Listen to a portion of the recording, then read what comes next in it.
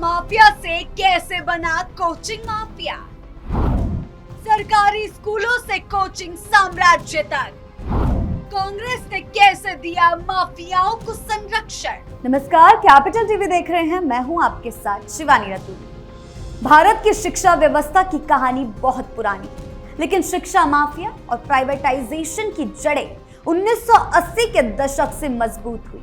जब कांग्रेस की सरकारें चला रही, उस समय सरकारी स्कूलों की हालत बेहद खराब थी। टीचर स्कूल नहीं आते थे, क्लासरूम टूटे फूटे थे, किताबें नहीं पहुंचती थी और बच्चों का पढ़ाई का स्तर बहुत कम था। माता पिता जो थोड़ा बहुत कमा रहे थे, वो अपने बच्चों को बेहतर शिक्षा दिलाने के लिए प्राइवेट स्कूलों की तरफ भागने लगे। कांग्रेस सरकार ने इस समस्या को ठीक करने की बजाय निजी क्षेत्र यानी कि प्राइवेटाइजेशन को बढ़ावा दिया, जिससे शिक्षा माफिया पनपा।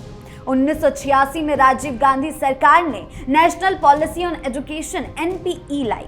इस नीति में शिक्षा को मानव संसाधन विकास के रूप में देखा गया।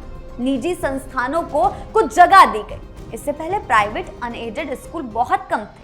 1986 में कुल स्कूलों का सिर्फ 4.4% प्राइवेट थे और एनरोलमेंट सिर्फ 6%। लेकिन इस नीति के बाद धीरे धीरे प्राइवेट स्कूल बढ़ने लगे, प्राइवेट सेक्टर बढ़ने लगा।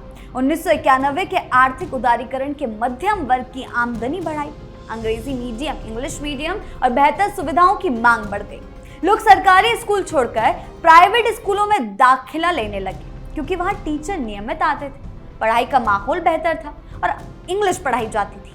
अगर आप एक नजर इस टेबल पर डालेंगे तो ये साफ दिखाई देगा कि किस तरह से प्राइवेटाइजेशन का स्तर बढ़ा है और शिक्षा माफिया पनपा है। कांग्रेस के लंबे शासनकाल में खासकर यूपीए सरकार 2004 से 14 के समय सरकारी स्कूलों की उपेक्षा जारी रही। बजट में शिक्षा पर 6% जीडीपी खर्च का वादा किया गया, लेकिन हकीकत में ये 3 से 4% के आसपास रहा। ASER रिपोर्ट्स प्रथम हर साल दिखाती रही कि सरकारी स्कूलों में क्लास 5th के बच्चे भी बेसिक पढ़ाई मैथ्स नहीं कर पाते। टीचर एब्सेंटिज्म, राजनीतिक नियुक्तियां और यूनियन की दखल अंदाजी से सरकारी स्कूल बदतर होते गए। नतीजा ये हुआ कि प्राइवेट स्कूल तेजी से फैला, और ये सिर्फ स्कूल नहीं फैला, ये शिक्षा माफिया फैला। 2010 से 11 से 2016 से 17 के बीच प्राइवेट स्कूलों की संख्या में बहुत ज्यादा बढ़ोतरी, करीब 96,000 नए प्राइवेट स्कूल खोले गए, जबकि सरकारी स्कूल सिर्फ 8,000 बढ़े। सरकारी स्कूलों में एनरोलमेंट 1.83 करोड़ घटा है, जबकि प्राइवेट में 1.7 करोड़ बढ़ा। उत्तर प्रदेश जैसे राज्य में तो प्राइवेट एनरोलमेंट सरकारियों को पीछे छोड़ गया। माता पिता सोचते थे कि प्राइवेट स्कूल महंगे हैं, लेकिन क्वालिटी बेहतर है। भले ही लर्निंग आउटकम में बड़ा फर्क ना हो, RTE एक्ट 2009 लाकर कांग्रेस सरकार ने प्राइवेट स्कूलों में 25% EWS कोटा अनिवार्य किया, लेकिन सरकारी स्कूलों में निवेश नहीं बढ़ा है। इससे प्राइवेट स्कूलों पर बोझ बढ़ा और फीसें ऐंठने का सिलसिला शुरू हुआ।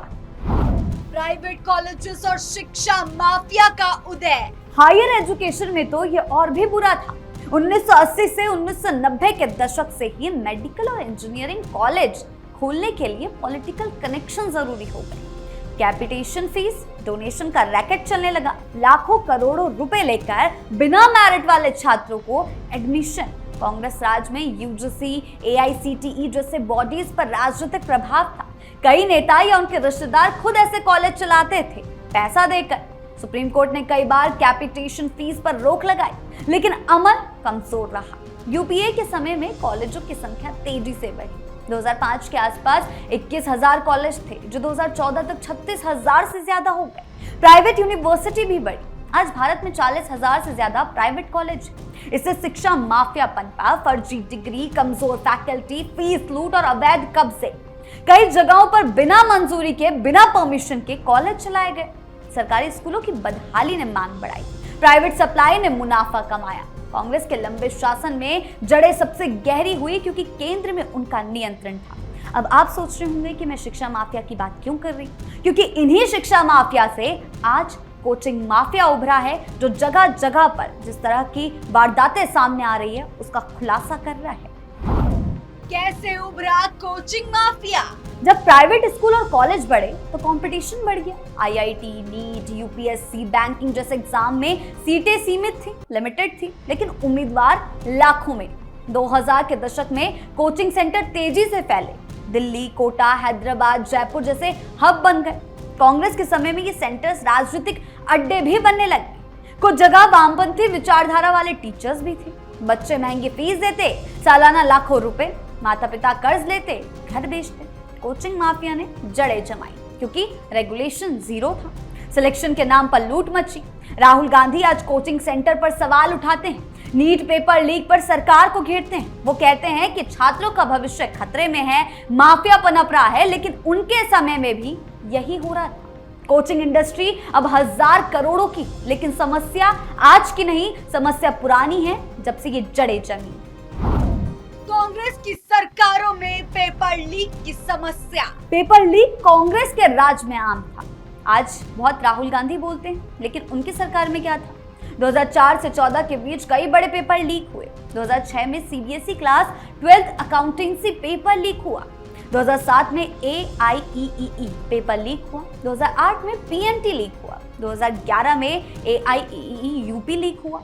2012 में एम्स का पेपर लीक हुआ। 2013 में महाराष्ट्र HSC, राजस्थान यूनिवर्सिटी और RPSC लीक हुआ। व्यापम स्कैम भी यूपीए के आखिरी सालों में शुरू हुआ। रंजीत डॉन, आपने नाम तो सुना ही होगा। रंजीत सिंह जैसे लोग मशहूर हुए। वो 1990 से 2000 के दशक से CAT, CBSE medical, PG medical, paper leak का किंगपिन थे। बिना पढ़े लिखे लोगों पैसे देकर डॉक्टर, इंजीनियर बना दिया था।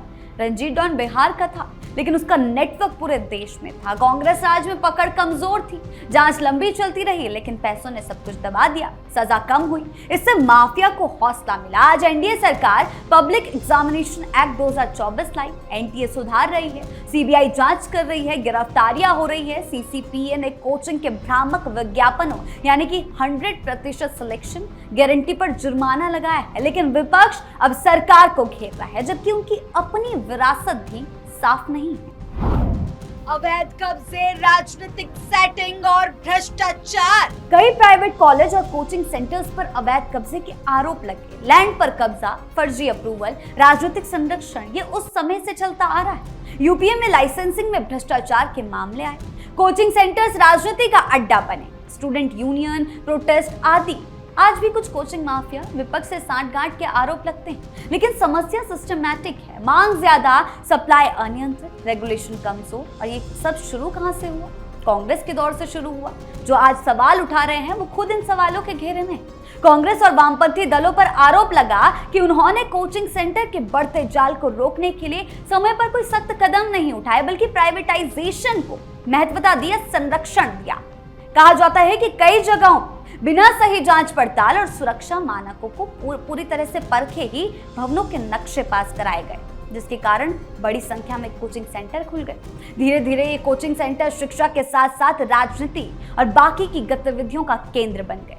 आज कई कोचिंग संस्थाओं में छात्रों की सुरक्षा को लेकर सवाल खड़े हो रहे हैं। कहीं भीड़ भाड़ है, कहीं आग से बचाव के इंतजाम नहीं है, तो कहीं स्थिति सुरक्षित नहीं, कहीं गोलीबारी चल रही, बच्चों को लूटा जा रहा है। ऐसे हालातों में छात्रों का भविष्य नहीं, उनकी जान भी खतरे में पड़ सकती है। शिक्षा का मकसद बच्चों को बेहतर भविष्य देना था, लेकिन जो नियम बनते हुए आए कांग्रेस सरकार से, उन्होंने आज स्थिति इतनी बदतर कर दी।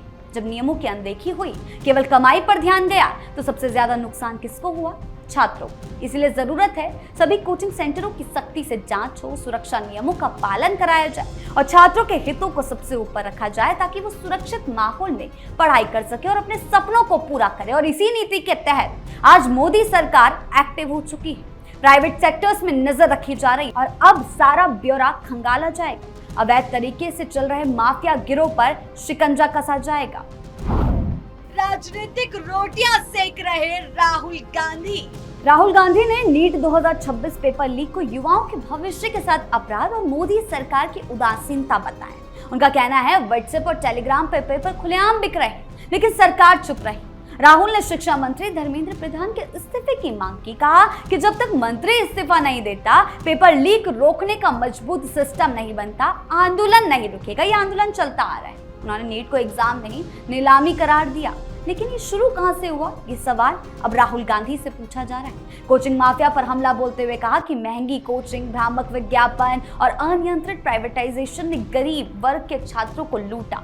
राहुल ने कोटा जैसे कोचिंग हब में छात्रों से मुलाकात की, छात्रों की गूंज नाम से रैलियां, सम्मेलन शुरू किए, टेलीग्राम पर प्रतिबंध को चोर को छोड़कर पीड़ित के घर पर ताला लगाने जैसा बताया। देशव्यापी अभियान चलाया गया। राहुल गांधी के नेतृत्व में कांग्रेस ने 17 जून 2026 से कोटा से शुरुआत की। इसके बाद प्रयागराज, पटना और दिल्ली में बड़े छात्र सम्मेलन आयोजित होंगे। आगे भी यूथ कांग्रेस और एनएसयूआई दिल्ली में बीजेपी मुख्यालय की ओर मार्च, शास्त्री भवन के बाहर प्रदर्शन, जयपुर में वाटर कैनन और लाठीचार्ज का सामना करना पड़ा। अलीराजपुर एमपी में, बेंगलुरु, चेन्नई, शिमला, पुणे, गोवा, हल्द्वानी, कई जगहों पर पुतला दहन, टॉर्च लाइट प्रोसेशन हुआ, सिट इन हुआ, जिससे अब राहुल गांधी खुद ही फंस रहे हैं।